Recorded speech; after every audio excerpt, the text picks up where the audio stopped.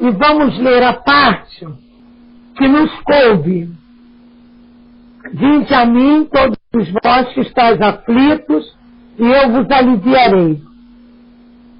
Tomai sobre vós o meu jugo, e aprendei de mim, que sou manso e humilde de coração, e achareis repouso para vossas almas. Porque o meu jugo é suave e o meu fardo é leve.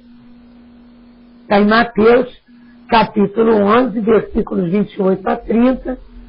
Comentários no capítulo 6, o Cristo Consolador, no Evangelho segundo o Espiritismo.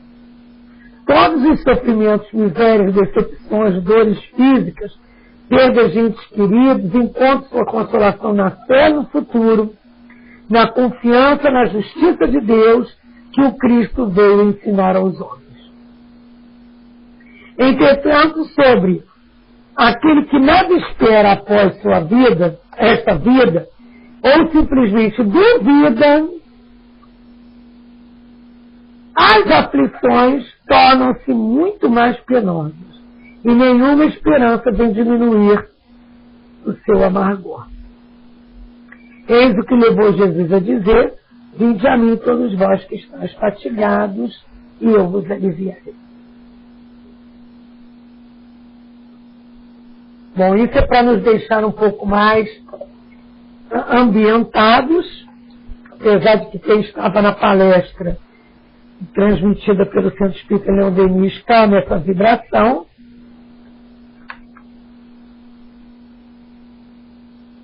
E dizemos assim: Senhor Jesus, amigo querido, irmão maior, mais uma vez nos voltamos a vós, solicitando vossa proteção para o estudo da noite de hoje. Para todos aqueles que estão aqui, encarnados e desencarnados, seus familiares e todos os demais que, por uma certa maneira, que não puderam estar. Nós agradecemos essa oportunidade de podermos estudar um pouco mais profundamente todas as situações comentadas por Allan Kardec no decorrer do seu trabalho aqui na Terra, através da Revista Espírita, compilada hoje por ano, mas que saía mensalmente. Que possamos agradecer a esse Espírito querido, que não perdeu nada do que foi legado a ele, e procurou trazer para todos nós essa benfeitoria de comentários diante do que estava acontecendo. É através desse trabalho que nós, do Espiritismo.net, temos também esse trabalho de comentar no nosso portal situações acontecendo no momento à luz da doutrina espírita, nos baseando exatamente no que fazia Kardec com relação às situações de vida, fenômenos ou questões rotineiras, e tentava explicar através da doutrina espírita. Que possa esse Espírito querido receber o nosso agradecimento. E que todos os amigos espirituais da Falange Caibar Chute, da Casa de Leão Denis, de todos nós aqui, né, ligados a esse trabalho, possam estar conosco, nos abraçando, nos incluindo, enfim, nos fazendo vibrar e perceber a importância desse estudo em nossas vidas. Graças a Deus.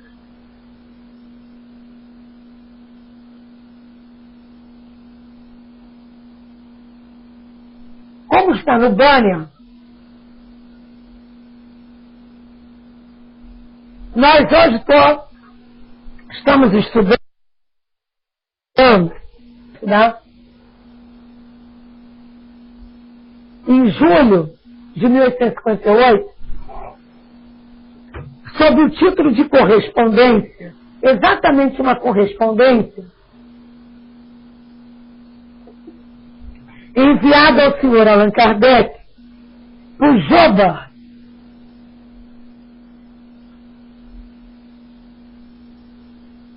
Bruxelas, 15 de junho de 1858. E ele diz a Kardec: meu caro senhor Kardec, recebo e leio, porque tinha assinatura da revista, né? Recebo e leio com avidez a vossa revista espírita. E recomendo aos meus amigos, não a simples leitura, mas o estudo aprofundado do vosso livro dos Espíritos. Ele errou aí na questão do vosso, que o livro dos Espíritos não é de Kardec. Ele é organizado, né? Didaticamente por Kardec. Mas, na verdade, ele é dos Espíritos, né, gente? Foram os Espíritos que responderam aquelas perguntas através de vários médios. Mas precisou de alguém para fazer aquelas perguntas e não ficar apenas brincando com as mesas girantes.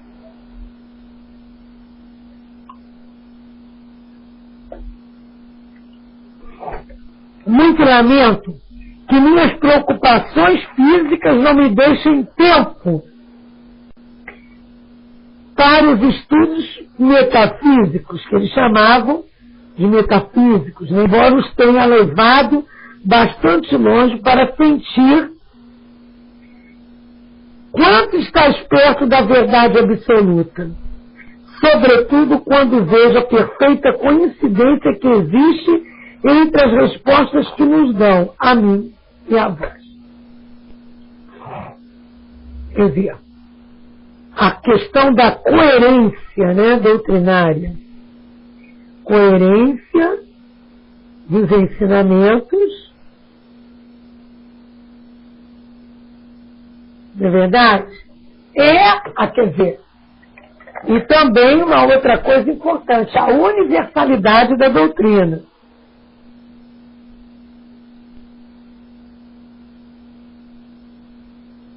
Olha, não esqueçam que é um estudo interativo. Vocês podem colocar ideias sobre esse assunto na área de texto, dúvidas, sugestões, tá? Aqueles próprios que vos atribuem a redação dos vossos escritos ficam estupefatos com a profundeza e com a lógica encerradas nos mesmos. Vós vos elevastes de um salto ao nível de Sócrates e Platão, pela moral e pela filosofia estética.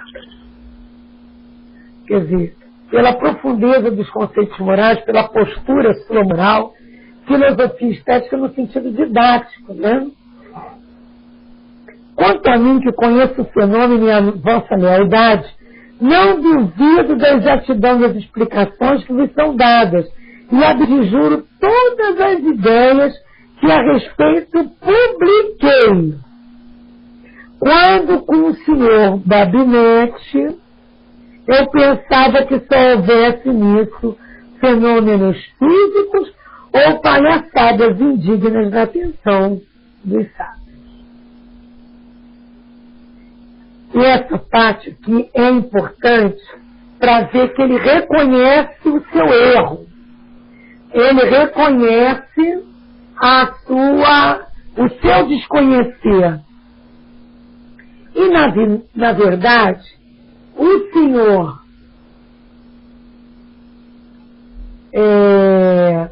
Joba era diretor do Museu Real da Indústria, em Bruxelas, nascido no Alto Marte, morreu em Bruxelas com apoplexia fulminante, tinha 69 anos quando desencarnou, e foi em 1861, 3 anos depois que ele escrevia e participava dessas questões aqui de mandar para Kardec as suas colocações. Então vejam como é importante o conhecimento, porque sabe onde vocês vão encontrar? mais sobre esse companheiro? Quem lembra? Hã? Quem lembra?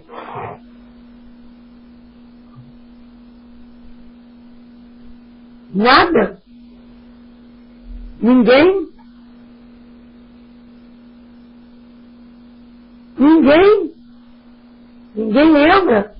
O livro Céu e Inferno, amores, que nós estudamos aos domingos.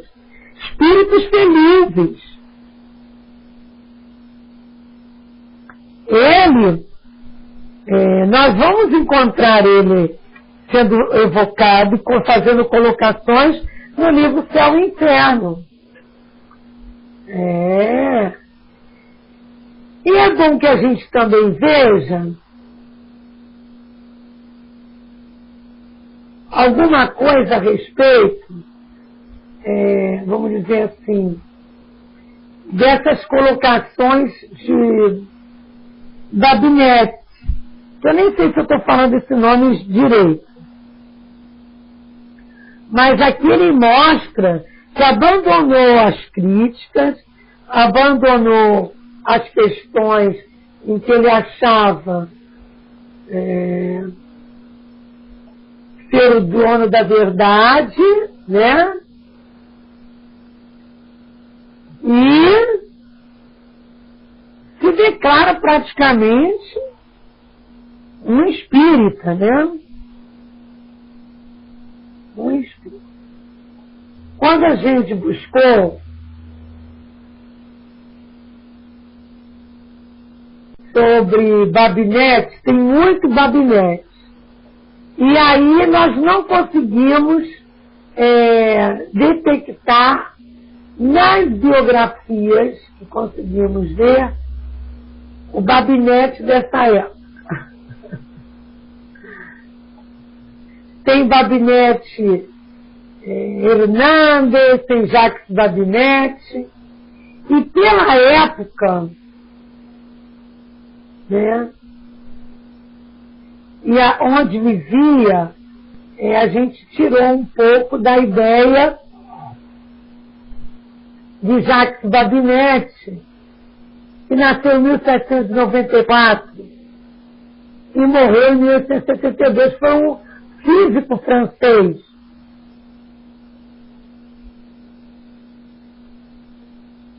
Pensamos que possa ser isso. Ele pesquisava muito sobre meteorologia, inventou até uma máquina. Pode ser que senão não tem nenhuma ligação com Joba, nem falando sobre os fenômenos. A gente tem também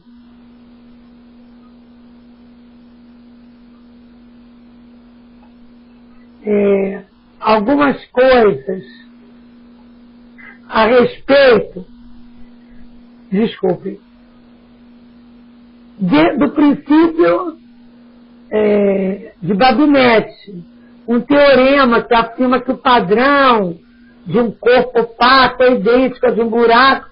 Bom, que eu lendo realmente não me fez nenhuma ligação que eu pudesse trazer alguma coisa de novo para vocês, a não ser que o companheiro era um físico, então tudo tinha que ser provado, né, muito ali, pau a pau. Se for esse Babinete, o nosso Babinete aqui, com o qual, pois é, matemático e astrônomo, Omar. Se for ele, é físico, né? Pena que as pessoas saíram, né, gente? É tão importante estudar a doutrina espírita na revista espírita, as pessoas não dão um verdadeiro valor. Lá no livro dos Espíritos diz que depois que a gente estudasse o livro dos médicos, devia estudar o livro dos revista espírita. Depois seguir o Evangelho, isso. Bom, aí ele diz lá, não desanimos como eu não desanimo ante a indiferença dos nossos contemporâneos, que está escrito, que está semeado, germinará. A ideia de que a vida é uma afinação das almas, achei tão bonito esse termo, uma prova e uma expiação é grande, consoladora, progressiva e natural.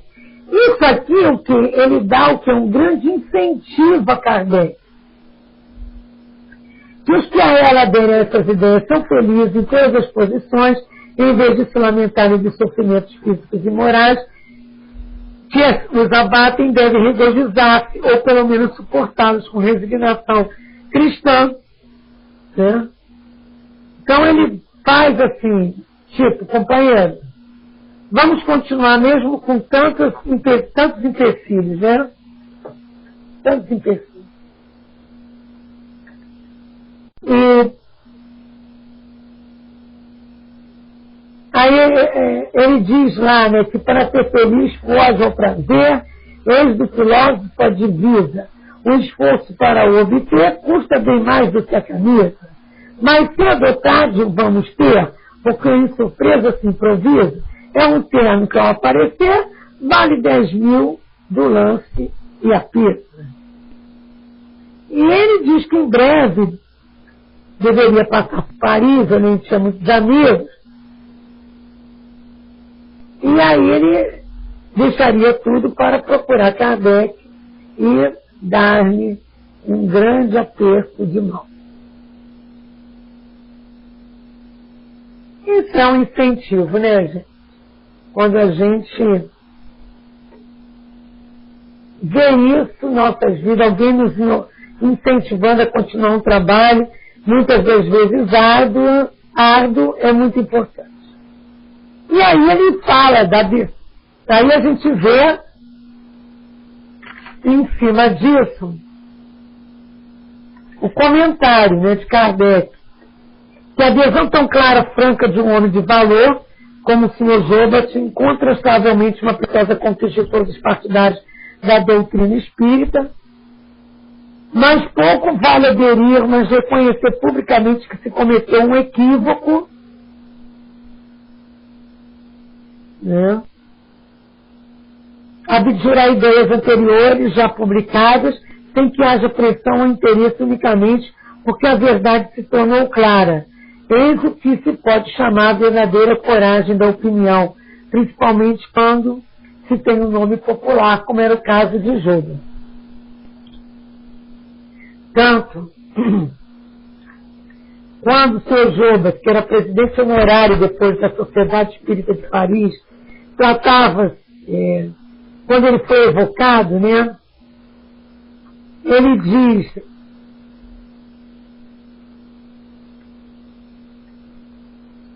que, antes de tudo, ele queria descrever as impressões por ocasião do desprendimento. E ele fala de um abalo indizível, mesmo com conhecimento, que houve um passar de nascimento, juventude, velhice na cabeça dele, né?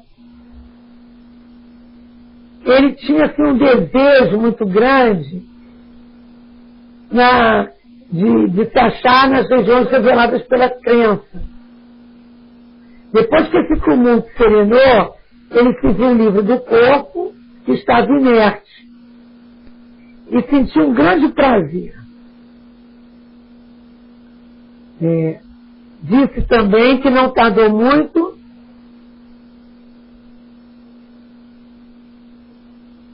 para ele ver que não estava entre os espíritos, que tendo aprendido um pouco, muito, na verdade, ele estava entre os espíritos que tendo aprendido um pouco,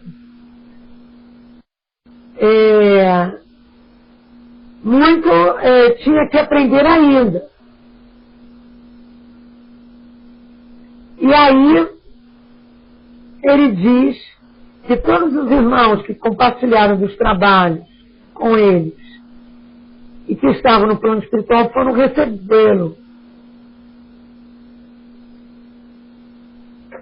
E, como ele tinha pedido para ser evocado, quando desencarnasse, eles fizeram isso.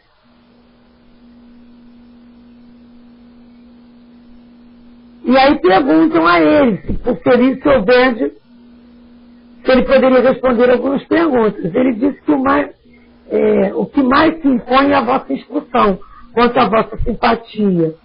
E aí ele tem a prova que o que ele ouve já é um enorme progresso. E aí ele diz que está junto do médium, com a aparência que ele tinha, né? E vai falando, né? O espírito ainda vai habitar novamente entre eles e mostra, de acordo com as perguntas, que é, entendeu?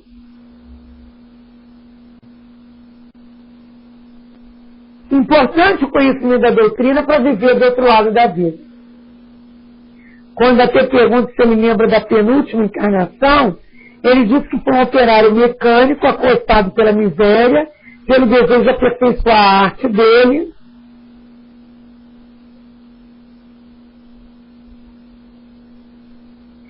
E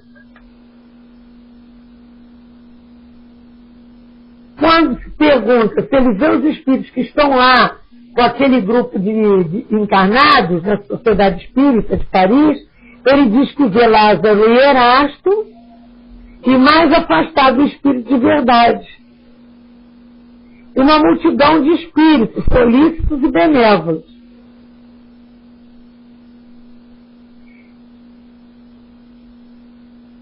E aí perguntam a ele que quando ele encarnado, ele compartilhava da opinião emitida sobre a formação da Terra pela incrustação de 4 planetas que se teriam unido. E se ele ainda era de uma mesma opinião. Ele disse, não, é um erro isso. As novas descobertas geológicas provam as convulsões da Terra e sua formação gradual e sucessiva. A Terra, como outros planetas, teve sua vida própria. E Deus não precisou lançar a mão dessa grande desordem que seria a agregação de planetas. E aí dizem para ele, mas o senhor também acreditava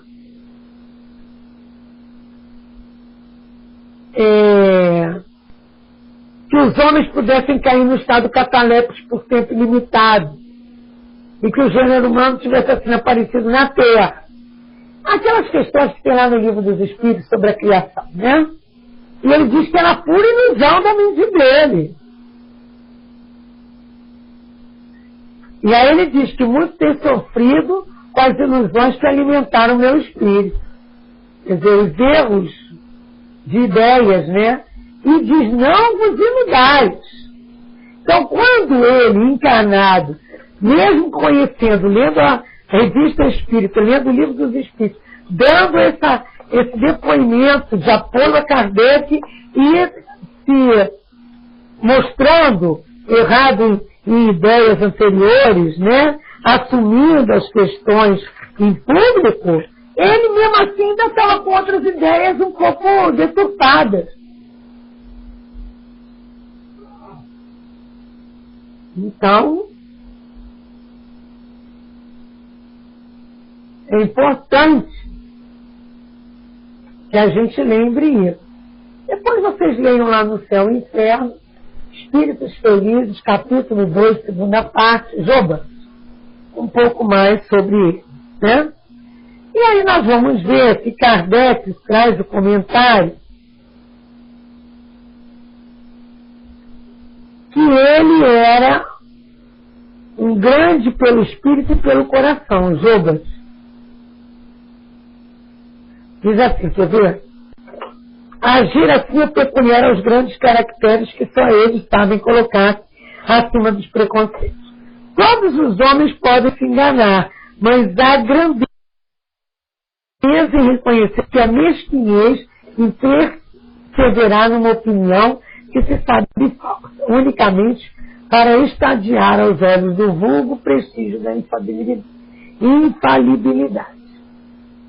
Tal prestígio não poderia iludir a posteridade que arranca imperiosamente todos os europeus do orgulho.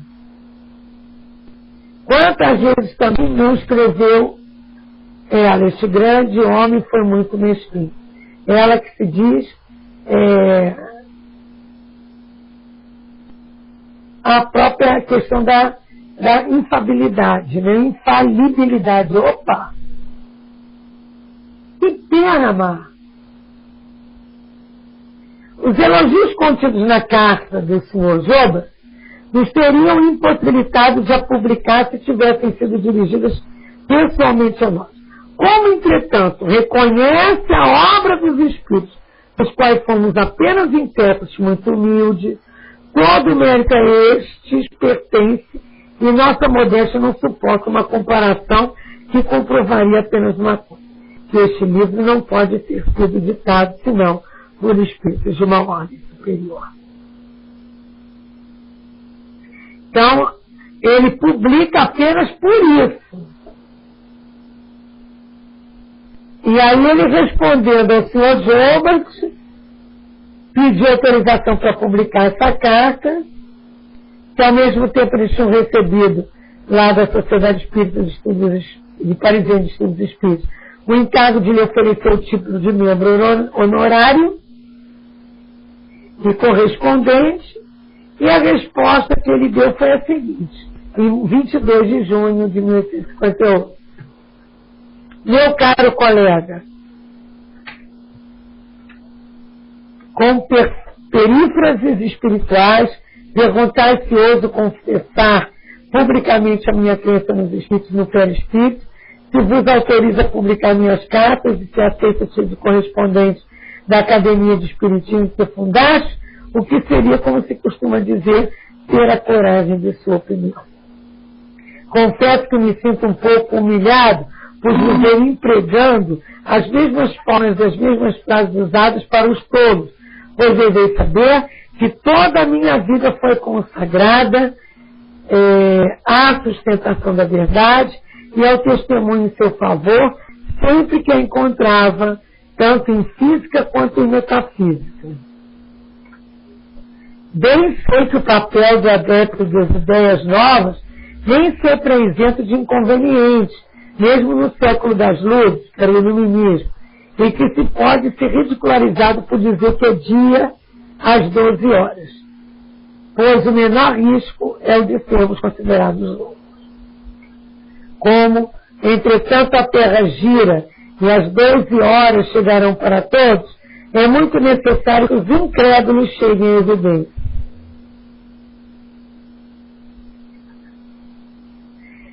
É também natural ouvirmos a existência do Espírito ser negada por aqueles que não creem, tanto quanto a existência da luz, o é pelos que ainda não se acham privados de seus raios. Então ele quer mostrar aqui para nós o que a gente lê muito lá no Livro dos Espíritos, né? No Evangelho é cada um de acordo com as suas obras. Então, há tempo, né? Tudo a seu tempo. E lá na Lei de Progresso, quando se pergunta, né, por que o Espiritismo não, por que os Espíritos não adianta essa história, porque se o progresso, o Espiritismo vai quebrar o materialismo e vai auxiliar o progresso da humanidade, por que então isso não acontece logo? Por que os Espíritos não ensinaram logo? E ele diz, cada coisa a seu tempo. Não ensinais às crianças o que ensinais aos adultos. E não dás ao recém-nascido um alimento que ele não possa digerir. Então, quando ele fala aqui dos incrédulos, das questões desses companheiros privados ainda, desses raios da verdade e da luz, a gente deve passar para o nosso dia a dia, quando convivemos com pessoas que não querem aprender e que deturpam muitas vezes a própria doutrina do Cristo. É possível comunicarmos com eles, eis toda a questão, veja e observar. O tolo nega sempre o que não compreende. Para ele a maravilha é simples aparato. Não sabe nada, nada quer e nada aprende. Tal é do incrédulo um fiel retrato. Disse de mim para mim, evidentemente, o homem é duplo. Por isso que a morte o desdobra. quando uma metade fica, se a outra vai para algum lugar e conserva a sua individualidade. Está, pois, o Espiritismo perfeitamente de acordo com as Escrituras, com o dogma, com a religião, a qual tanto crê nos espíritos, que exorciza os maus e evoca os bons. Senão a gente não precisava se preocupar. Se não acreditasse na comunicação, Moisés não proibiria, porque ele sabia que elas existiam. Como também sabia das nossas fraquezas.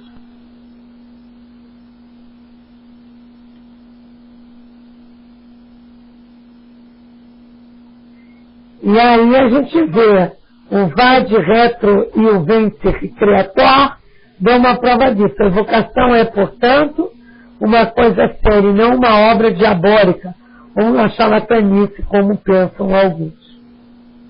Né?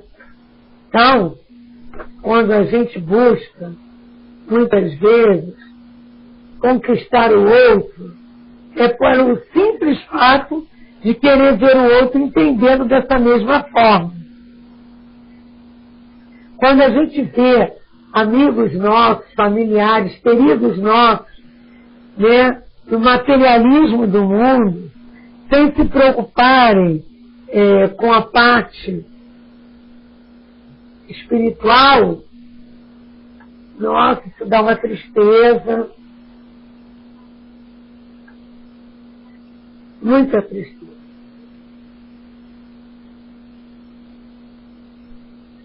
Quando ele fala aqui o vai direto, é o vai de ré, né, gente? É uma fórmula medieval falar isso. É uma fórmula medieval tipo católica, né, de exorcismo.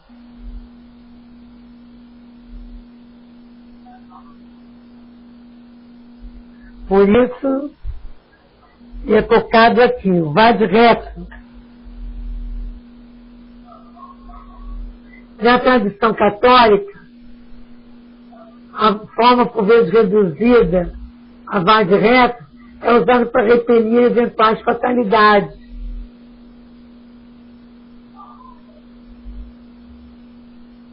E aí é interessante, quando a gente pesquisa, né? Eu pensei, ai meu Deus, isso aí parece o vai de ré. Mas já tinha isso, virou vai de ré. Sai de mim, né? E quando ele fala, Vene Criator, nós temos que lembrar que é um hino da Igreja Católica. Vem Espírito Criador.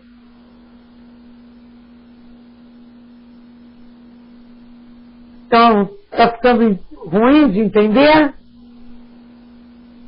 Ficando chato? O hino é entoado pelos cardeais quando entram para o conclave nas cerimônias litúrgicas relacionadas ao culto do Espírito Santo. Eu acho que é interessante a gente entender isso. E é quando ele fala: qual tanto crê nos espíritos que exorciza os maus e evoca os bons. Quer dizer, o Vade Retro, que é a fórmula medieval católica de exorcismo, e o Vene Criator, vem Espírito Criador. Dá uma prova disso. Dá uma prova de quê? As Escrituras dão uma prova da existência, né, dessa duplicidade do homem velho dentro de nós, né, de seres mais evoluídos e outros menos a nível moral.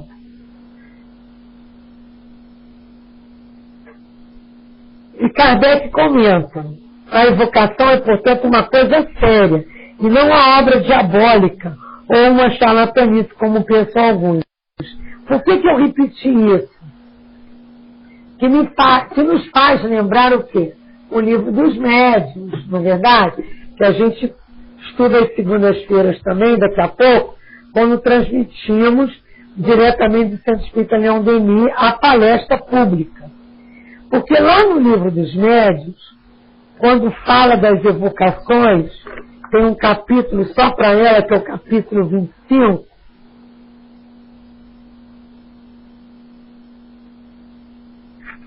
Várias perguntas são feitas a respeito da evocação de pessoas vivas e da evocação das coisas ruins, que a gente evoca não é só chamando, evoca pelo que a gente é, pela nossa vibração. Nossa vibração é nossa energia.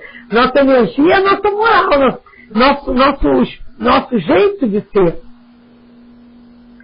Que aí vibra e a gente encontra parceiros no bem e no mal. Então, quando diz aqui, né?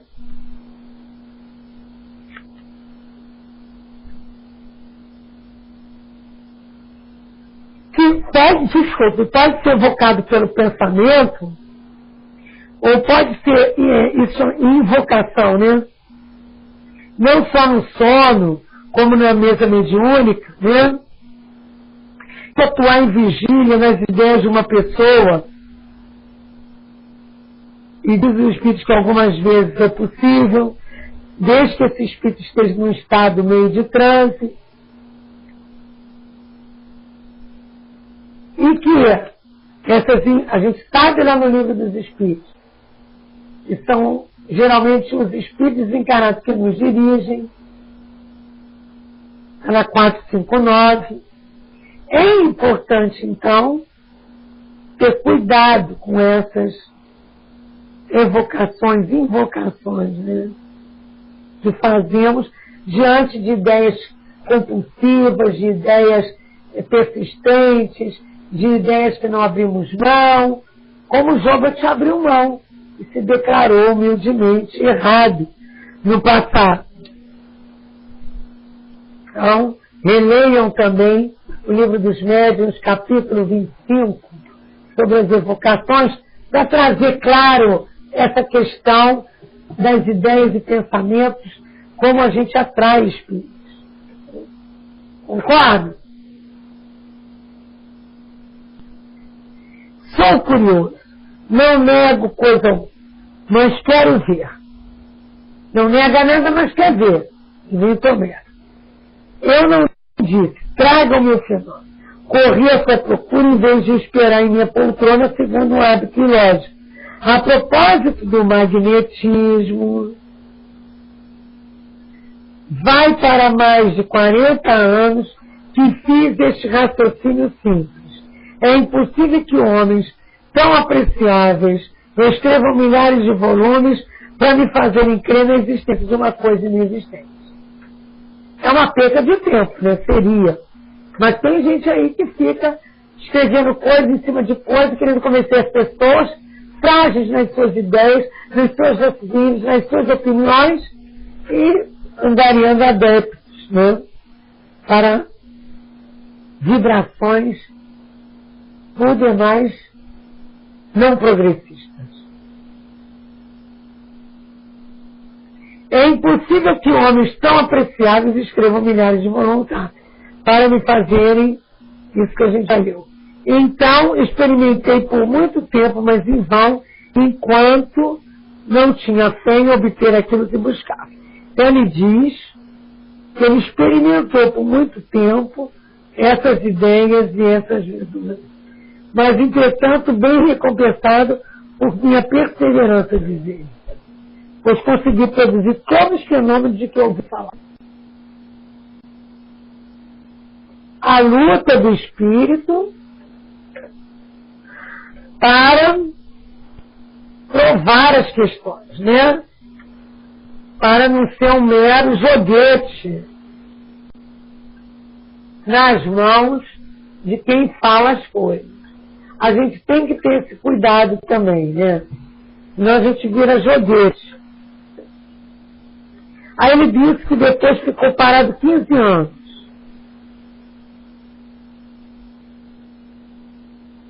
As mesas tinham surgido e eu quis ter uma ideia clara. Hoje surge o Espiritismo e eu ajo da mesma maneira.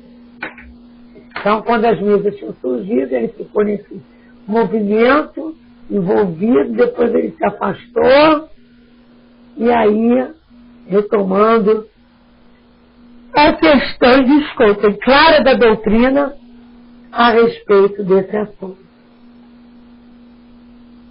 Né? Não esqueçamos que a gente vai fazer esse estudo em 2 partes.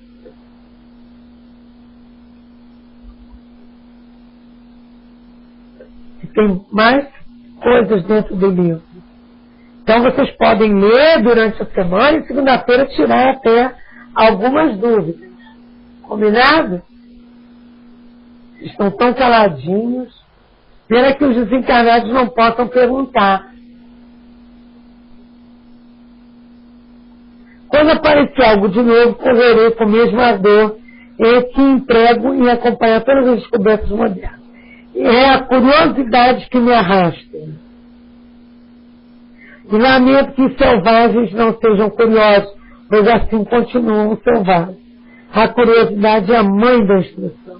Bonita essa frase. E quem está com curiosidade para descobrir, procura. E procurando, estuda. E estudando, vai sedimentando dentro de si uma série de ideias que vão nos favorecer a reunião com outras pessoas. Sei perfeitamente que essa febre de aprender muito me prejudicou e que se eu tivesse ficado nessa respeitável mediocridade que conduz às honras e à fortuna, eu lhe teria tirado uma boa fatia. Quer dizer, estaria rico, mas ele está rico de ideias, né? De conhecimentos, de amplitude de visão. Mas há muito tempo que disse de mim para mim, também achei importante, que me achava de passagem neste albergue ordinário, onde não vale a pena arrumar as malas. O que me fez suportar sem dor as adversidades, as injustiças e os roubos de que fui vítima privilegiada foi a ideia de que aqui não existe uma felicidade ou uma desgraça pela qual valha a pena nos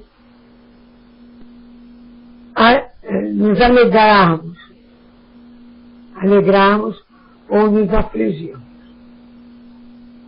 É aquela célebre frase das situações de vida. Tudo passa.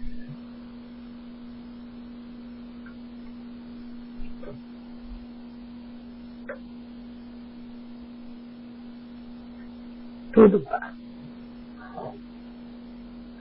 Trabalhei, que me deu força para fustigar os meus pais, os meus mais encarniçados adversários, e impor respeito aos outros, de modo que agora sou mais feliz e mais tranquilo que as pessoas que me escamotearam uma herança de 20 milhões. Foi passado para trás.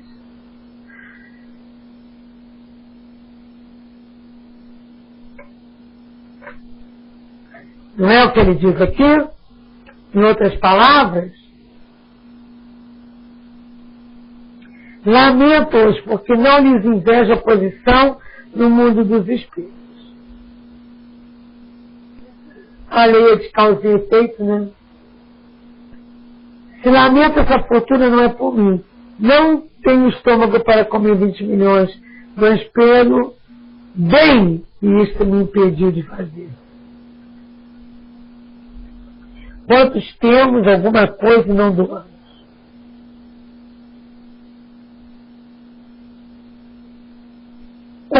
Como a gente pode não se permitir a isso, né, gente? Usar os talentos, usar as possibilidades.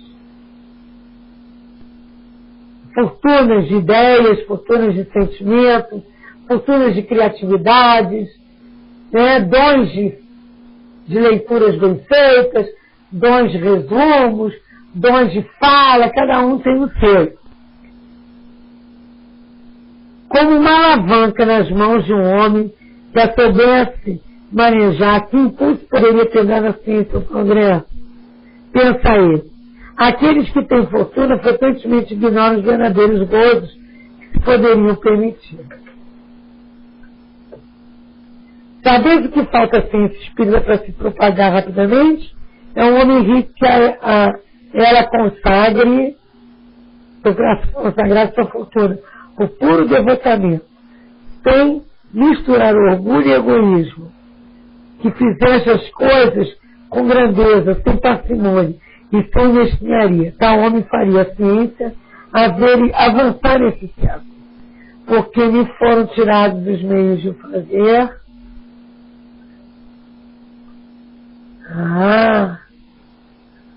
Aí a gente tem que pensar. Por que será, né? Que cada um de nós tem determinadas situações, determinadas vicissitudes, determinados problemas. Tem um porquê. Esse homem aparecerá, algo me diz que sim. Honra-lhe seja feita. Vi evocar uma pessoa viva. Ela teve uma síncope até que seu espírito voltou. E lá também fala no livro dos médios sobre a evocação de pessoas vivas. Evocai-me para ver o que vos direi. Evocai também o Dr. Murray, morto no Cairo. Ele pede a evocação. Que vai lá, né, no céu e inferno.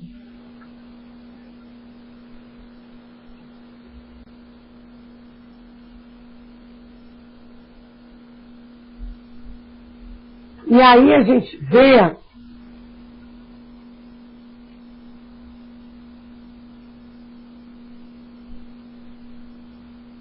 que o Dr. Moura, que era um médico homeopata, que é um grande espírita, perguntar-lhe se ainda crê em gnomos. A gente vai ver o Dr. Moura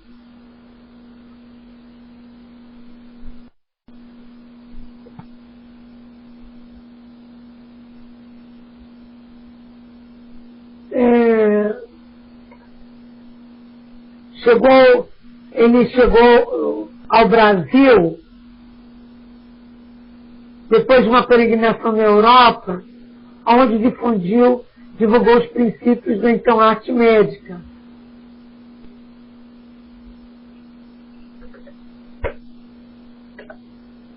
Ele, quando desembarcou no Rio de Janeiro a bordo da barca francesa Eole, em novembro de 1840, com 31 anos de idade, cheio de projetos visionários, recuperando-se uma tuberculose pulmonar, e quando ele estava sob tratamento homeopático de outro médico, que era discípulo de Hannibal,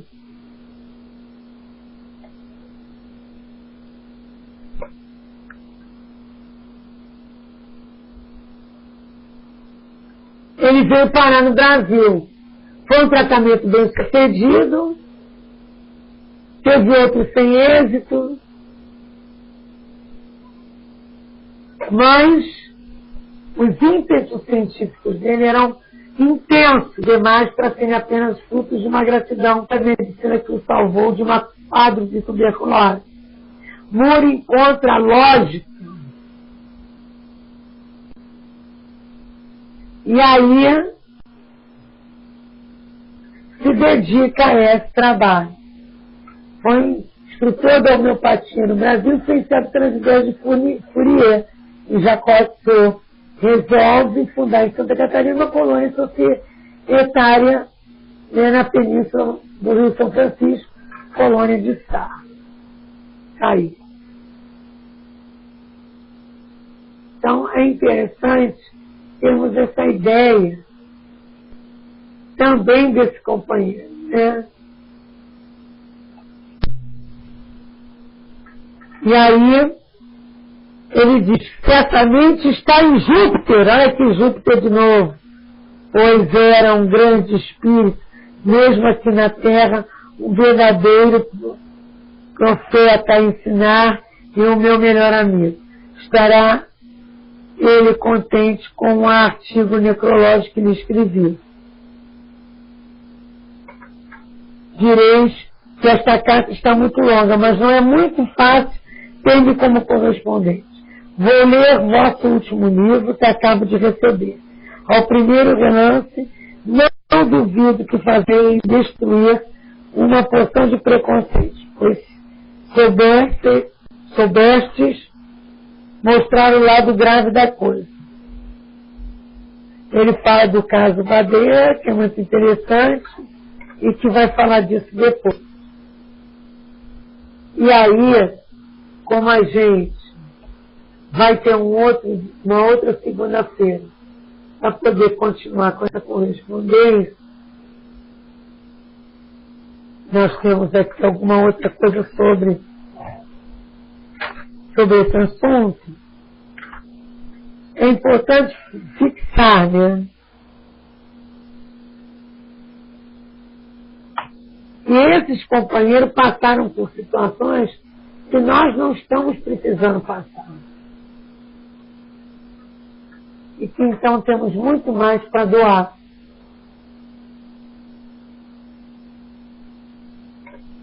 Porque já temos o conhecimento na nossa mão sem muito sacrifício. Né? A responsabilidade aumenta.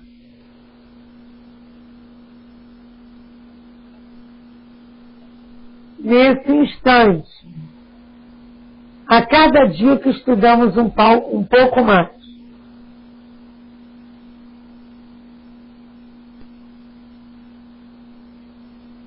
Então, vamos nos permitir isso, o estudo.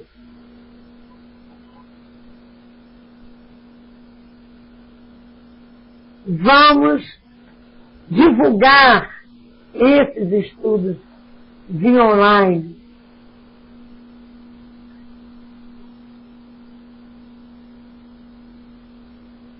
Não podemos esquecer que cada dia mais esses conhecimentos vão nos dando uma edificação da verdade e da fé em nós, fortalecendo.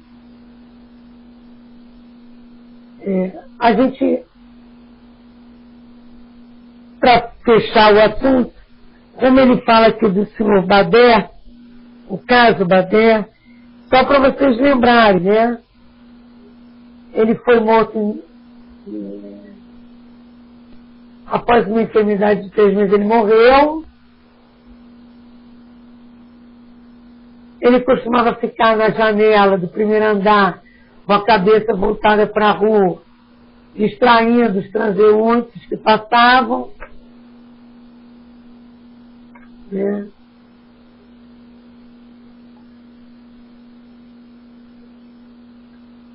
E ele acaba tendo, quando o seu Juba fala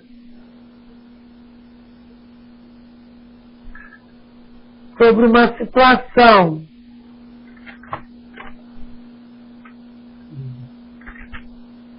que tinha acontecido com um de seus parentes,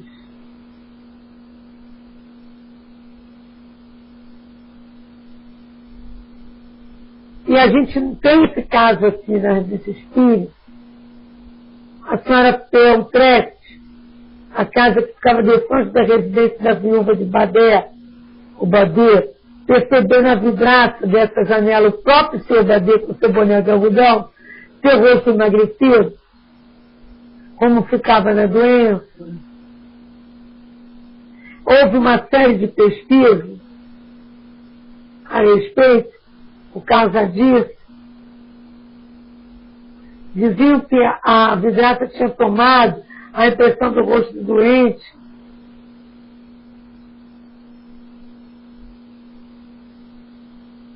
Poderia ser explicado de várias formas, talvez, mas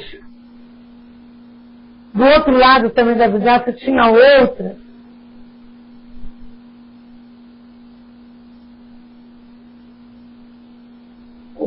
Não era reflexo de algum retrato do seu Badê na cama. E aí, quando ele toca no caso dele, ele toca, porque acaba a gente mostrando, a gente não, a doutrina, esse lado, né, diferente, sobre a fotografia espontânea.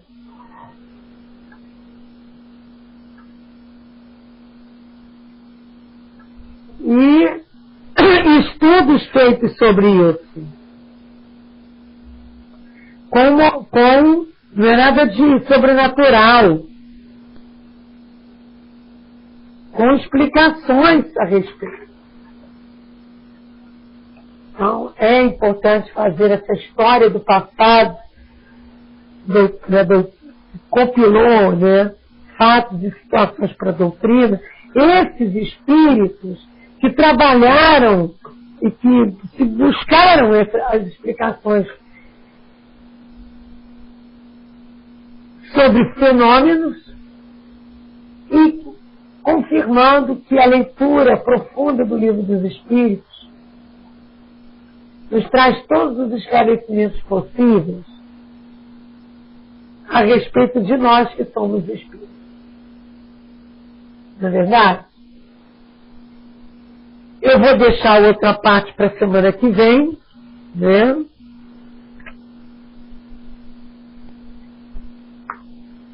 Para que a gente possa pensar, estudar, chamar outros companheiros para esse estudo. E porque já está na nossa hora. Daqui a pouco entra o Leon Denis com o Livro dos Médiuns. Certo? Mais alguma coisa?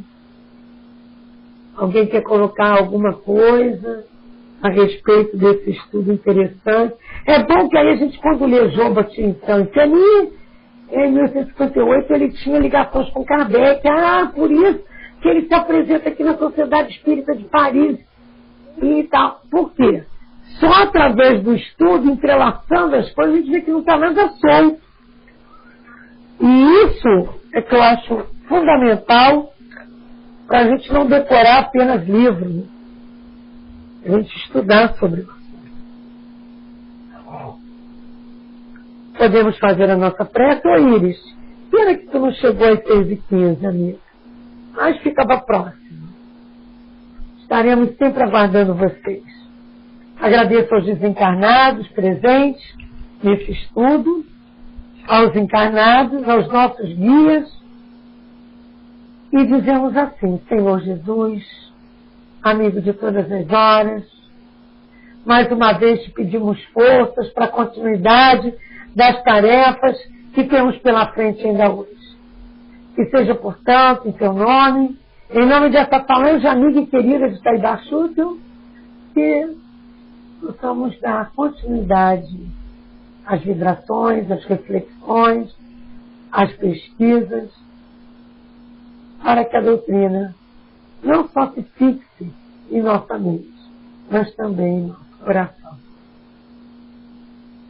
Continue sendo por nós louvado e querido, Senhor Allan Kardec, Senhor Leon Denis, Senhor Taibachuto, tantos senhores, tantos médios, ficaram esquecidos pelo tempo, mas na Sociedade de Estudos Espíritas, né? Sociedade Parisiense de Estudos Psicológicos.